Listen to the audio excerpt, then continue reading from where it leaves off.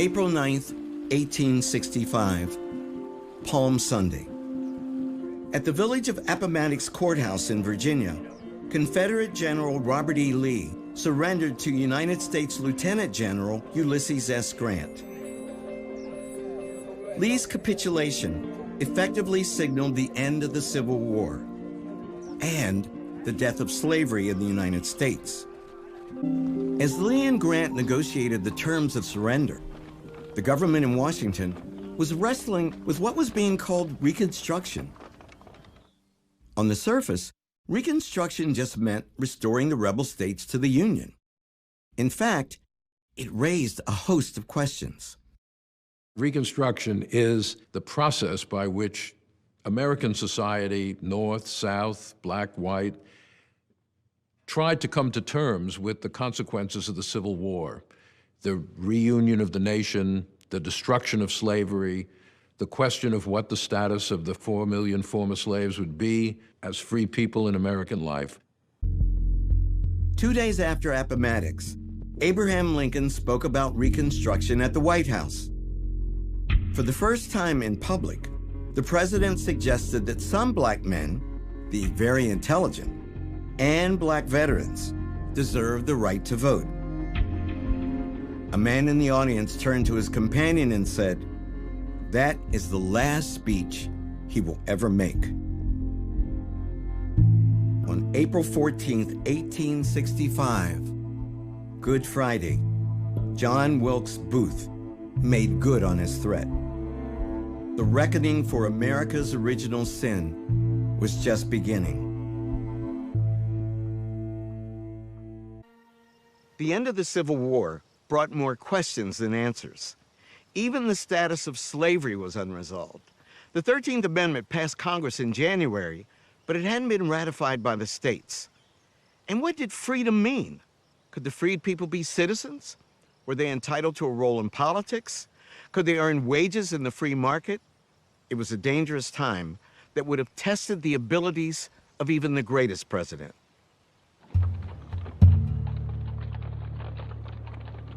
Just hours after Lincoln's death, Andrew Johnson was sworn in at a hotel on Pennsylvania Avenue. When Lincoln chose a Southern Unionist Democrat as his running mate in 1864, few imagined that Johnson would ever ascend to the presidency. Although Johnson was a Southerner and a Democrat, he had opposed secession, even at the risk of his life. Andrew Johnson grew up a poor white Southerner. He believed very strongly that the Civil War had been caused by the planter class, the Southern elite, and he hated them. But he imagined that the primary victim of the planter class was the class to which he belonged, the poor whites of the South.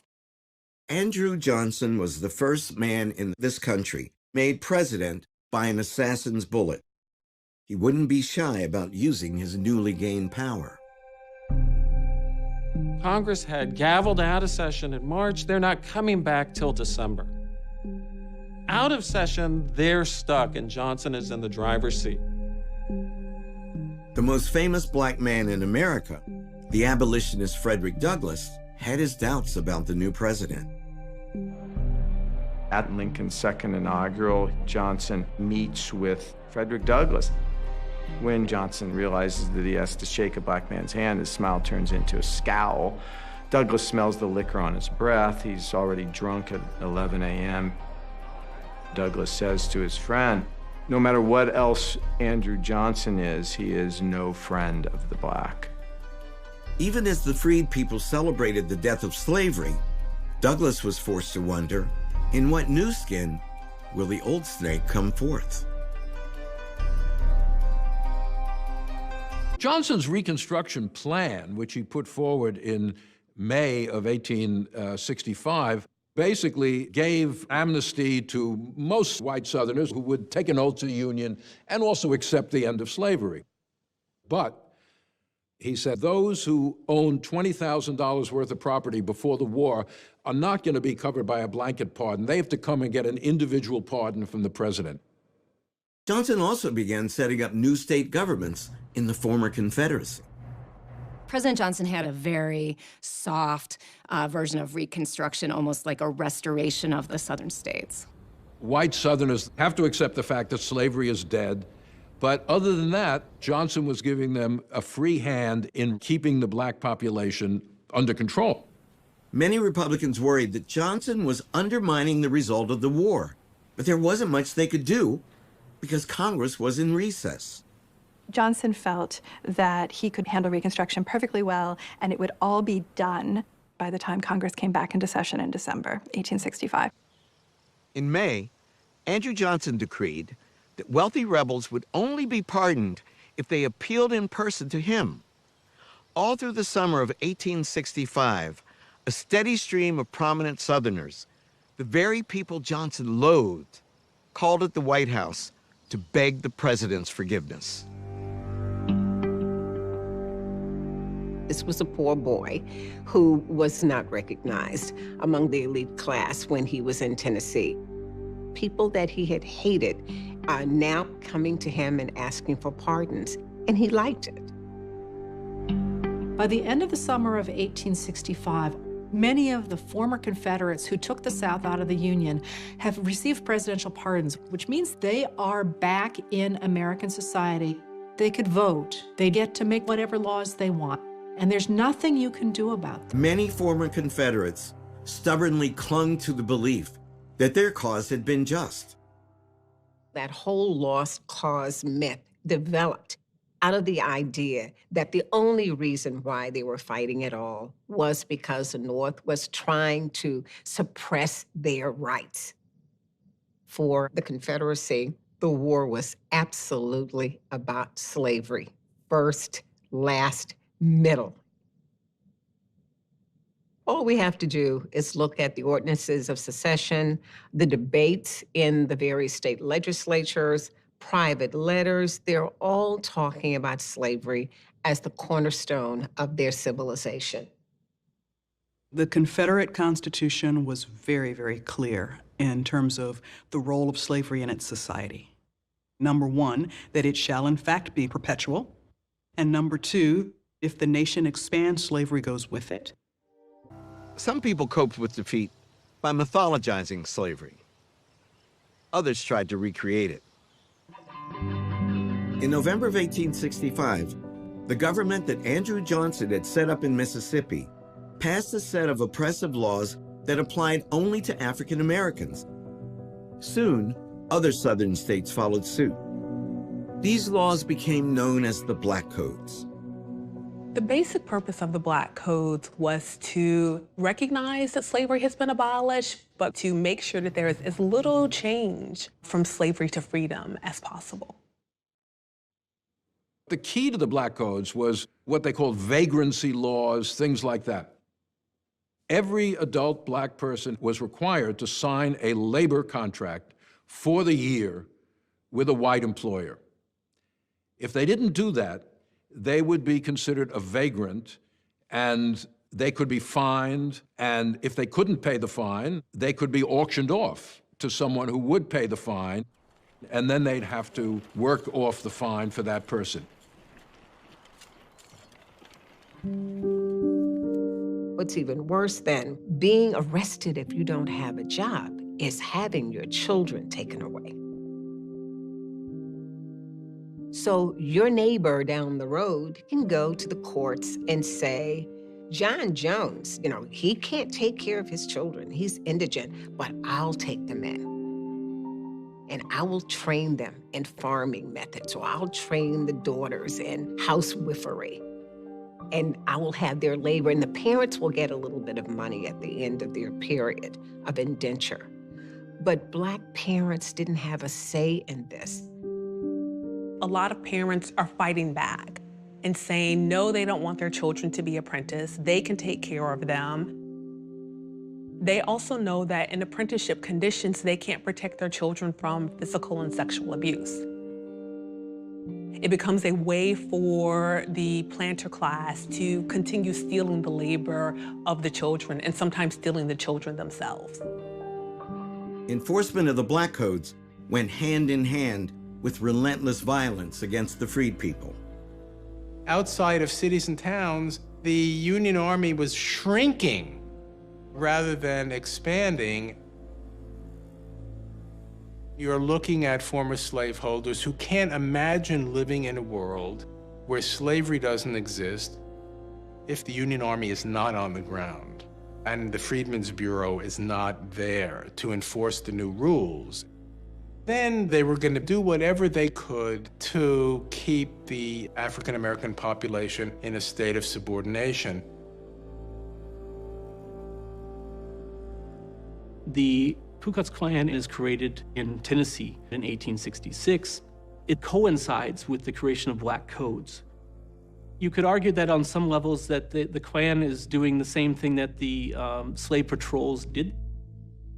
During slavery, the slave patrols would make sure people have passes, making sure that they are not loitering. They're not getting together in bands of people. And the Klan is going to do the same type of thing. You have people who are targeted because they've managed to acquire a decent amount of land, or their children are in school and a white person in their community is struggling at the same time. What they decide is that the way to deal with this is to attack the person, to take away everything they have, to destroy their property, to run them off their land. At war's end, Frederick Douglass had wondered what new form slavery might take.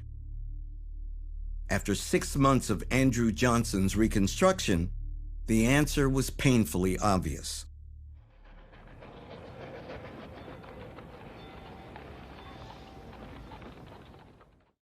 Thaddeus Stevens, the passionately impatient Republican congressman, had been forced to wait on the sidelines for months, watching powerlessly as Andrew Johnson raced to implement his version of Reconstruction before Congress reconvened. The president declared that the former Confederate states had met his terms, so their representatives were in Washington, ready to take their seats in Congress as members of the Union once again. Stevens thought this was outrageous. When the states met to elect new congressional delegations, they elected to Congress the Vice President of the Confederacy, 4 Confederate generals, 6 members of the Confederate cabinet, many Confederate congressmen. It is, by its very nature, defiant for Southern white former Confederate officers to head to Congress right after the war. On the other hand, they never believed the war was about fundamentally restructuring their economic and political hierarchy. The idea that if you served or if you had slaves at one point, that now you are politically disenfranchised never was in the kind of Southern white imagination during that period of time. Once the Southern delegates were seated in Congress, they'd represent their home states back in the Union again. Either they were going to be admitted, and that was going to be the end, and Reconstruction would have been over at that point, or they weren't. As a leader of the House Republicans, Stevens found the prospect appalling. Thaddeus Stevens would say, African-American men helped save the United States. We have a moral obligation to create a foundation of freedom and equality before the law. And without that, anything else is going to be a fraud. He was fired with this passion for justice that would saturate the entire social order. He was ready for a revolution in the South. Stevens and his fellow House Republicans had planned for this moment. At the stroke of noon, when the 39th Congress opened, they set those plans in motion. The clerk began to read the roll of the members of Congress, and he skipped over the representatives from the southern states. As it becomes clear that they're not going to call upon any rebel state congressman, Democrats start to jump up and to scream, "This is revolution." In fact, they were right. It was a revolution. Each House of Congress has the power to exclude those it finds unfit. If the clerk fails to call your name, you're not a member of Congress. Not a single name from the rebel states did the clerk call that day. Congress was boldly seizing control of Reconstruction. This Republican-dominated Congress turned its attention to a pioneering Civil Rights Act, which they passed over President Johnson's veto in April 1866. It was Congress's answer, you might say, to the Black Codes and to Johnson's Reconstruction plan. It established the principle of birthright citizenship. Anyone born in the country is a citizen. Why do they do this? Because they know that Southern states are looking for ways to define ex-slaves as not citizens. Part of what the Civil Rights Act of 1866 is doing is pushing away the prospect that people can be, as had been true for Native Americans, that people can be physically removed from the nation. Republicans in Washington were interested in setting the nation on a new footing, and that's what they did through the 14th Amendment. The 14th Amendment redefined the rights of the freed people, and by extension, the rights of all Americans. Anyone born in the United States would automatically be granted citizenship, and no state could deny to any person due process and equal protection of the laws. Congress passed the 14th Amendment in June of 1866. It turns out that was the easy part. The real challenge lay ahead. Every Southern state had an all-white government that had been created by President Johnson. And every one of those state legislatures, except for Tennessee, refused to ratify the amendment. How were Republicans in Washington going to get 3/4 of the states to ratify the 14th Amendment? The answer began to emerge almost a year later.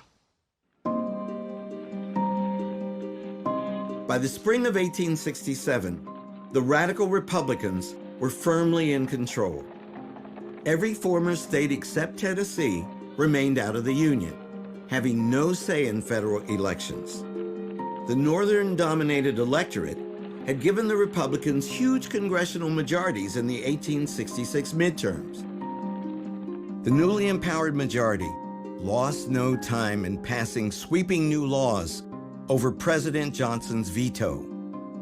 Reconstruction entered a bold new phase. In the spring of 1867, Congress turned from kind of the more moderate measures to saying, you know, we actually have to reorganize the South and set these states on a different course. And so the way that they do that is establishing the former Confederacy in 5 military districts. Each one is going to be overseen by a U.S. general. It was something that they called military reconstruction. They marched through the South telling local officers, we can fire you, we can overrule you. Their goal is visibility, and their goal is to make a statement, you're not in charge, Confederates, we are. Congress laid out strict new terms. The rebel states had to adopt new constitutions, give black men the right to vote, elect new state governments, and ratify the 14th Amendment. Then, and only then, could they be readmitted to Congress. Andrew Johnson played almost no part in these profound changes. Fending off impeachment consumed the last months of his presidency. Meanwhile, the new state governments in the South began ratifying the 14th Amendment. In July of 1868, it became the law of the land. Ironically, if Reconstruction had gone more smoothly, you might not have had the 14th Amendment. If the white South had not insisted on putting exactly the same men back in power, if the white South had resisted the temptation to put in black codes that made a mockery of emancipation, if the white South had not endorsed these massacres in its major cities, it's easy to believe that there would not have been the fundamental changes in the American Constitution that we had. Tuesday, November 3rd, 1868, was an election day unlike any other. South Carolina and 7 other Confederate states had re-entered the Union in time for the election. But white gangs terrorized black voters in New Orleans, and Republicans in Georgia and Louisiana had to abandon campaigning altogether. on the one hand is this kind of euphoria and this sense of organization, kind of like Freedom Summer or something like that. On the other hand, a real sense of danger in a lot of places. African Americans had to arm themselves. They had to go to the polls in large numbers. In some cases, African Americans have to gather together the night before an election. They sleep out in the woods, and they try to figure out when to go to the polls, when there'll be the fewest whites at the polls, so they'll actually be able to deposit their ballots. Nothing could staunch the tide. Remarkably, 500,000 black men cast their votes. As a result, every southern state except Georgia and Louisiana voted for Ulysses S. Grant. During the war, Grant had explicitly said, the only way we can win the war is with the support of blacks. And so he treats them as equal citizens, even before the 13th and 14th Amendments. The freed people could take heart in the key role they played in electing the man who had crushed the Confederacy. Even more remarkably, dozens of black men were elected to office. Many had been held as slaves just a few years before. For them, and for millions of freed people, this was the moment in the sun. When the Civil War began in 1861, nearly 4 million black people were trapped in bondage for life. After the war was over and slavery abolished, Reconstruction was well underway. And although there were challenges ahead, black people were filled with an unprecedented amount of hope. Frederick Douglass felt triumphant. The black man, he declared, is a citizen. The black man is enfranchised. We live in a new world. At last, he said, the black man has a future. The 15th Amendment to the Constitution barred racial discrimination in voting. Black men took to the polls. Then you see all of these black people in charge. More than 1,500 black officials move into positions of public leadership. If you were an African American who had just been elected to the legislature, it was your time. The future must have seemed limitless. In state houses across the South, black men and white men were attempting to govern together for the first time. Black people were also beginning to make inroads into other spheres of American life. They were buying land, setting up businesses, and becoming economically independent. I started a farm. I own one lot, 7 acres, another 1 acre, and another about 1/4 of an acre.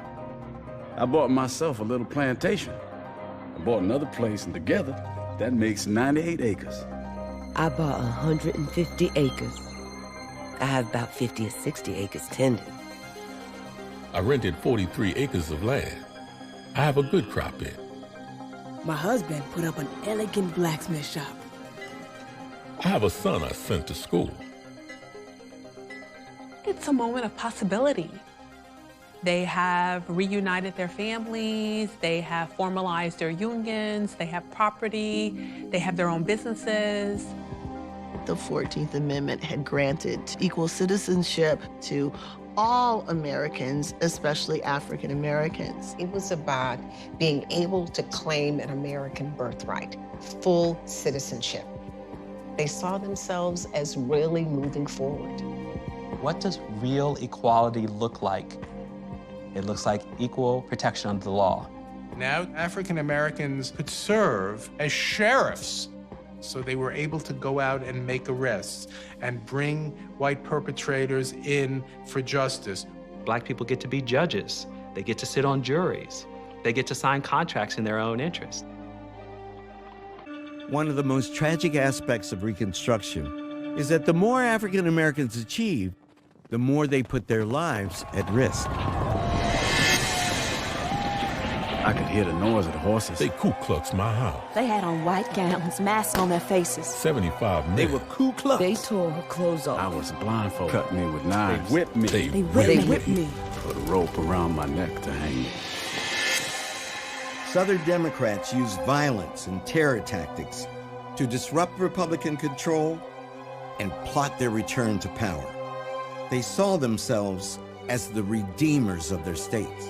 Violence is efficient, it's easy, it's fast, and you can often do it under the cover of night. Klan attacks become so pervasive because that's how widespread the fear of Black enfranchisement is. The Klan is actually committing atrocities against everyone. They're attacking freedmen and white Southerners who were sympathetic to the Union cause and to the Republican Party. To their eyes, emancipation was wrong. They are washing the South with blood to redeem it. This isn't simply a question of trying to return to an earlier way of life. This is actually a political counter-revolution. The Union War hero, Ulysses S. Grant, had run for president under the slogan, "Let us have peace." But as reports poured in from the former Confederate states, it was becoming painfully obvious that the terror was not going to stop. Grant didn't start out as a hero in terms of race relations.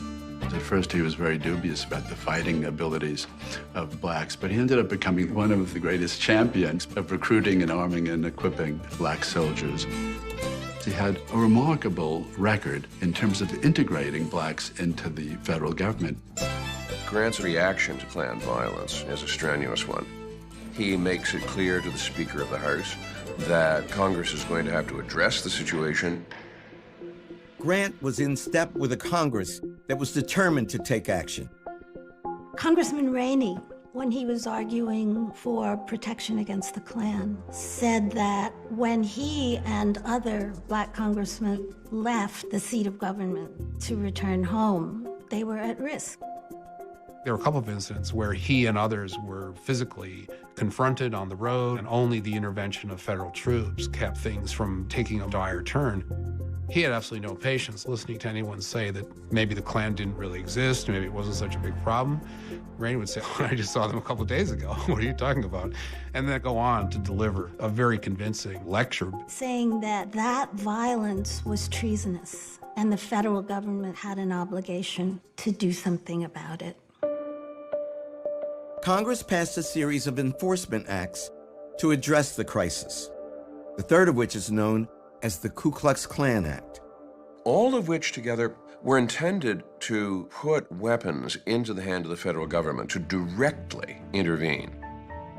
The 14th Amendment established that states could not deprive people of privileges and immunities of citizenship or of due process of law or equal protection of law. So what Congress is doing in the Enforcement Act, right, is trying to create a new category of offense using the 14th Amendment to, in essence, get around the fact that Southern courts are not going to convict white Southerners. Most importantly, the federal government can suppress habeas corpus. Where violence occurred, they can hold individuals for a crime without being charged for that crime, and they can also use the militia or the military to go in and suppress violence.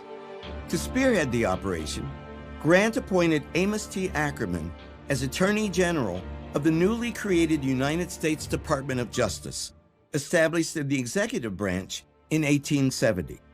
He supervises the deployment of federal troops to restrain violence.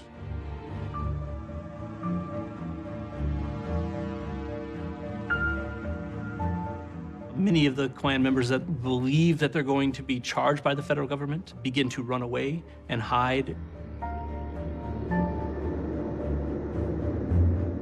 Here is the federal government, finally taking the situation with the Ku Klux Klan in hand and directly striking back at it. The difficulty was going to turn out to be persistence. The federal government could try to contain the violence, but it couldn't contain the spread of white supremacist ideology manifesting itself in full force. White Southerners made it difficult for the Republicans and Northerners to enforce Reconstruction policy. The organized white supremacist groups were trying to make the cost of federal intervention higher than the federal government was willing to bear.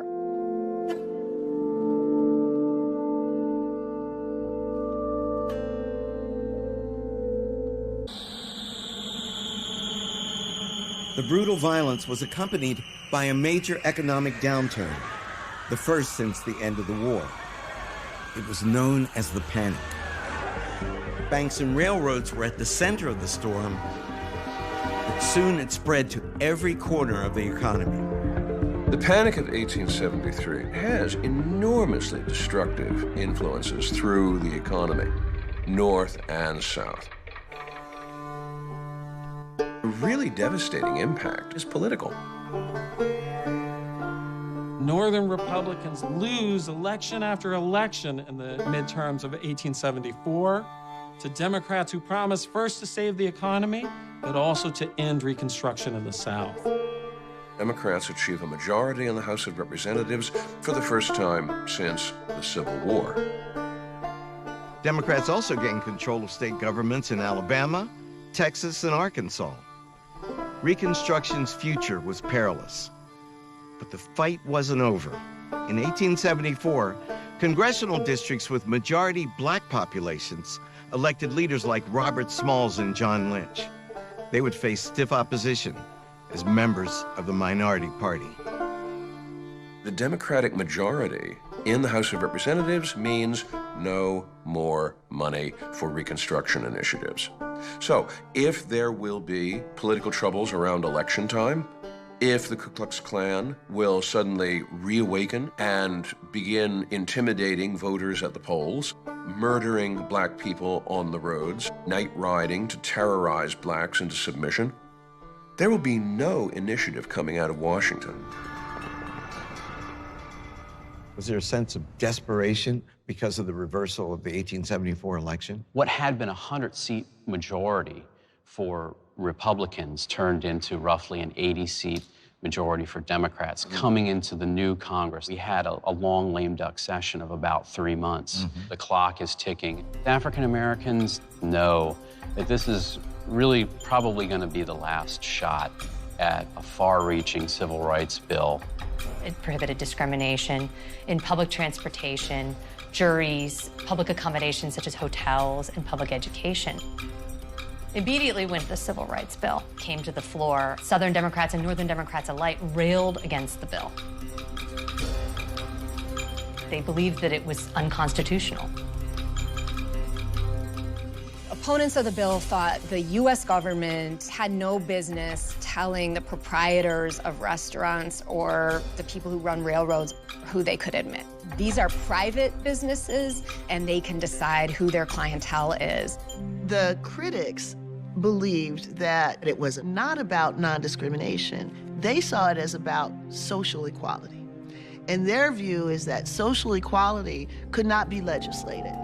It couldn't be enforced. It shouldn't be imposed. This is pushing integration that is unnatural. You're gonna force a white person to ride next to a black person. The next thing you know, you're gonna force a white person to have a black person over for dinner or interracial marriage. So they were apoplectic about the idea that they had to protect their whiteness, and in particular, protect their white women against this exposure to African Americans.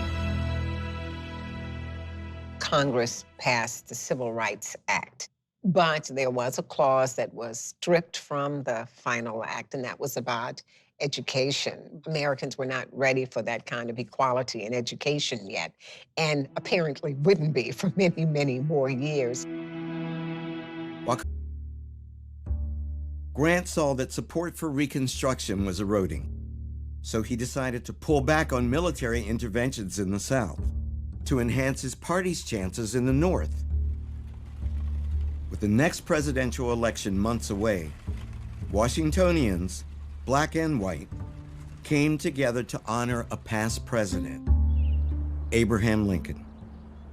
For one man, the occasion afforded an unprecedented national platform for a call to action. On April 14th, 1876, this plaza near Capitol Hill was teeming with people including members of both houses of Congress, the Supreme Court justices, and the President of the United States, Ulysses S. Grant. The crowd had gathered here on the 11th anniversary of Lincoln's assassination to witness the unveiling of this monument honoring his crowning achievement, the Emancipation Proclamation. The most memorable words spoken that day were those of Frederick Douglass. Truth compels me to admit, even here in the presence of the monument, Abraham Lincoln was not our man. He was preeminently the white man's president. You are the children of Abraham Lincoln. We are best his stepchildren. To you, it especially belongs to preserve and perpetuate his memory and commend his example. When he says Abraham Lincoln was a white man's president, you go, whoa, that is an amazing thing to say in front of the most powerful politicians in the Republic in the year 1876. It's shocking. Yeah, it's a presidential election year. It appears that Reconstruction is unraveling. He used this opportunity to make a speech about the responsibility of the U.S. government, which was sitting right in front of him, to hold together whatever was left of Reconstruction if they could. There's this understanding in 1876 that blacks have all the rights now that they should expect. We have the 13th, 14th, and 15th Amendments. The Republican Party, it's become a party of large financiers, corporate men, and captains of industry. Now let's focus on the economy. When Republicans cast around for a likely candidate, Rutherford B. Hayes seems to be the man. He finished the war as a Union general. But by the time he becomes governor of Ohio, he has begun to pull back on black equality. He's untainted by corruption, which will be extremely valuable because Samuel Tilden is running almost entirely on an anti-corruption platform as a Democrat. But Hayes is also bland enough that he will offer no objection to anyone. He is a first-rate, second-rate man. Both candidates pledged that they would bring Reconstruction to an end.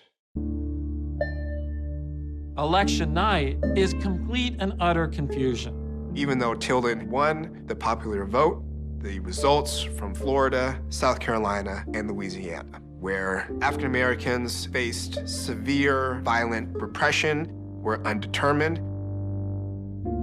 Republicans convinced Southern governments to declare enough votes invalid to swing the Electoral College to Hayes. The Democrats were so outraged by the fact that Tilden was not declared the winner that they began to rally their voters under the slogan, Tilden or Blood.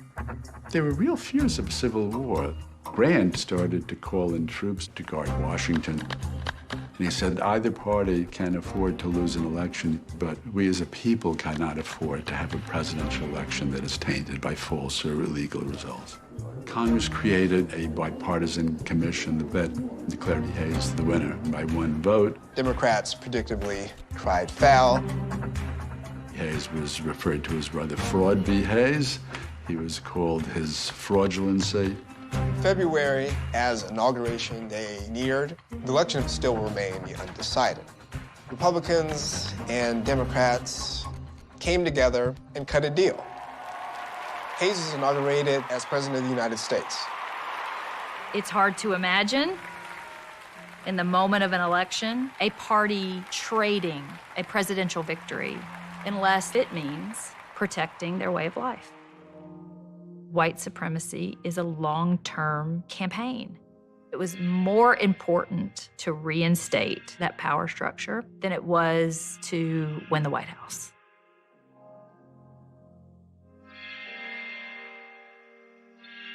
Hayes promises white Southerners that he will leave the South to conduct its own affairs unimpeded, and that the Negro problem will be its to solve.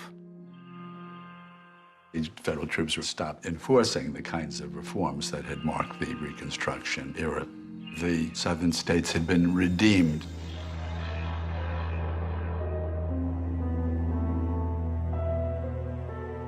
Whoever had been elected, whether it was Hayes or Tilden, Black people were going to suffer because Northerners had decided to move on. One of the cruel ironies of Reconstruction is that black people could claim certain rights in the 1870s that they would have to fight to reclaim in the 1960s. Thanks to the Civil Rights Act of 1875, African Americans were guaranteed equal access to hotels, restaurants, theaters, and public transportation. Those who were denied service could expect their rights to be upheld in a court of law. But all that was about to change. Ida B. Wells, a child of slavery and Reconstruction, taught in a segregated school outside Memphis, Tennessee. Being denied access to the all-white first-class car on a railroad trip would propel her to the front lines of civil rights activism. One day, while riding back to my school, I took a seat in the ladies' coach of the train, as usual. The conductor came along to collect tickets. He told me I would have to go in the other car. I refused. He tried to drag me out of the seat. I fastened my teeth in the back of his hand. He got the baggage man to help him, and they succeeded in dragging me out. White ladies and gentlemen stood on the seats applauding the conductor for his brave stand. She challenges segregation on public transportation decades before we would ever hear the name Rosa Parks. She sued. She won in the lower courts, but the railroad appealed the decision, and when the court case went to the Tennessee State Supreme Court, Ida B. Wells lost. W.E.B. Du Bois summarized Reconstruction in one sentence. The slave went free, stood a brief moment in the sun, and then moved back again toward slavery. Yet African Americans had tasted freedom. They had begun to acquire land, build schools, and create social institutions of their own.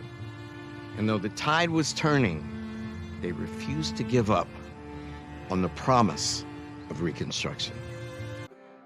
When it came to the possibilities of owning land or earning a living, the New South looked quite a lot like the Old South.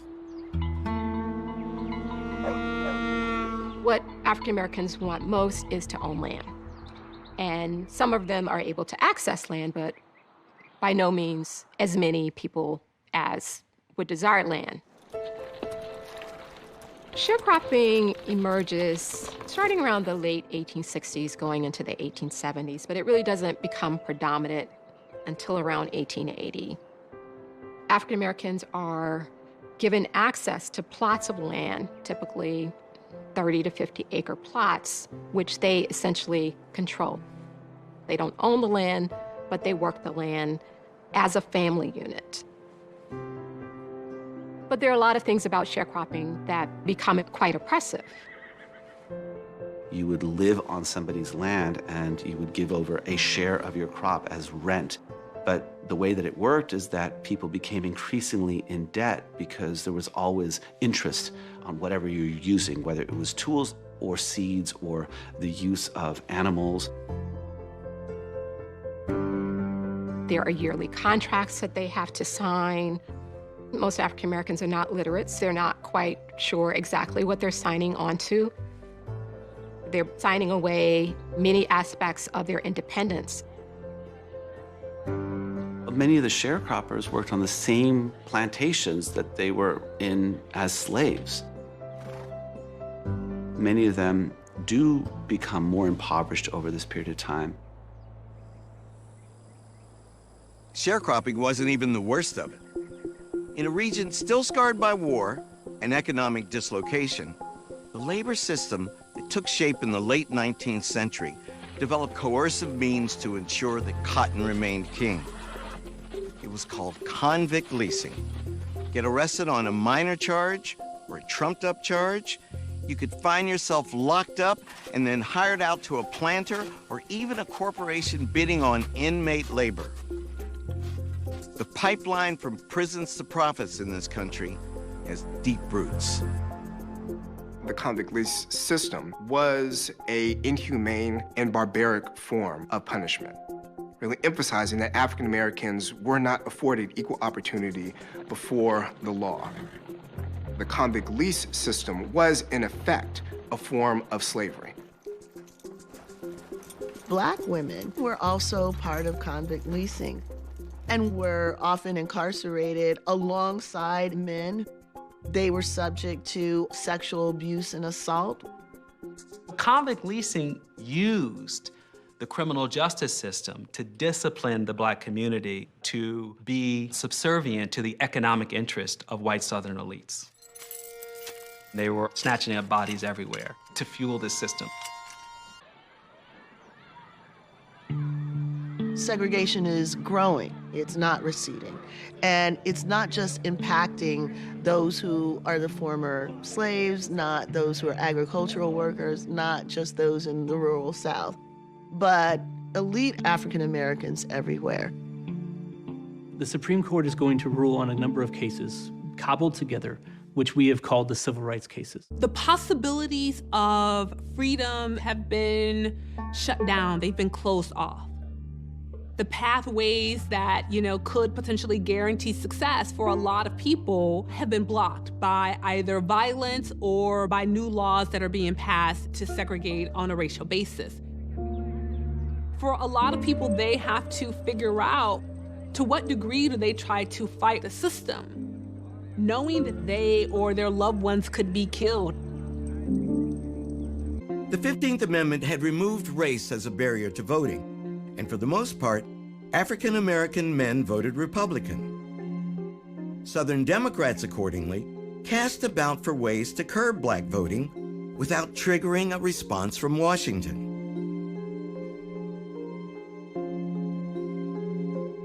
Throughout the 1890s, Southern states held constitutional conventions dominated by Democrats, essentially designed to strip African Americans of the right to vote. Constitutional conventions in the South were the linchpins of Reconstruction.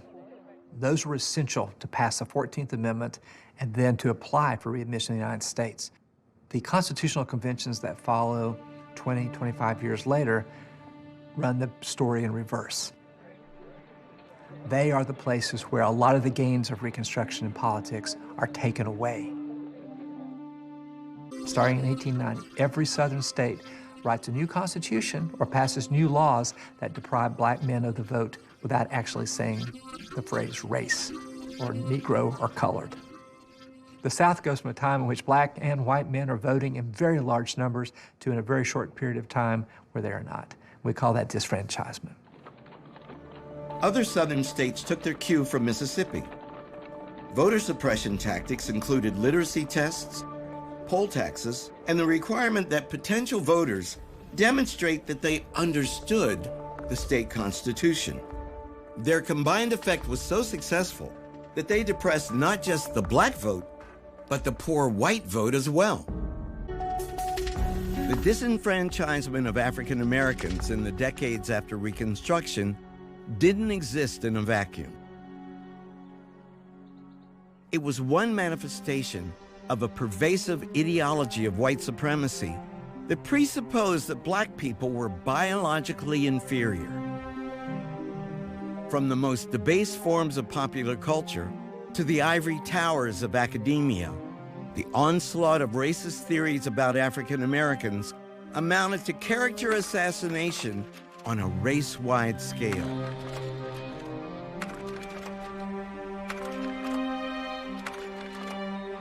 While scientific racism became one of the many tools of Jim Crow, white supremacists took it upon themselves to police the boundaries of the color line.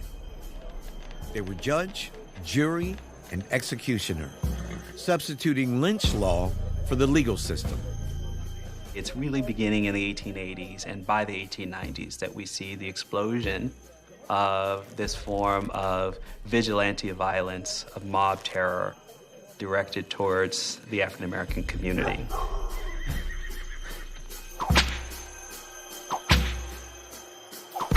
The overarching purpose of the violence is really control and the ability to impose white supremacy on the South and ultimately on the entire nation.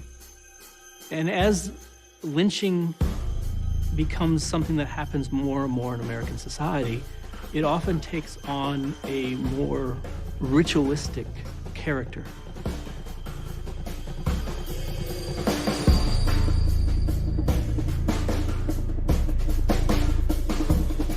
There was one idea that white people did not challenge, is that it was their destiny, their God-given right to be in charge of the South. It was their obligation to domineer over black people. That took lots of different forms. It could go all the way from the most brutal and simple violence to these elaborate rewriting of a constitution. The goal was to make sure that this remains a white man's country.